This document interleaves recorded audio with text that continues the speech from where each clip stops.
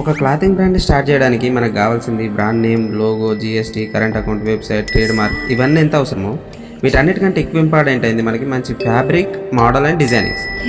ఎంత పెద్ద బ్రాండ్ అయినా కానీ మీరు ఫైనల్గా చూసేది ఫ్యాబ్రిక్ అండ్ డిజైనింగ్స్నే కాబట్టి, సో మేము ఫస్ట్ డ్రాప్కి రిలీజ్ చేద్దాం అనుకున్న ప్రోడక్ట్స్ కోసం హండ్రెడ్స్ ఆఫ్ డిజైనింగ్ ఐడియాస్ చూసిన తర్వాత మిమ్మల్ని హీరో రేంజ్లో చూపించే డిజైన్స్ మాత్రం ఫైనల్గా రెడీ అయ్యాయి.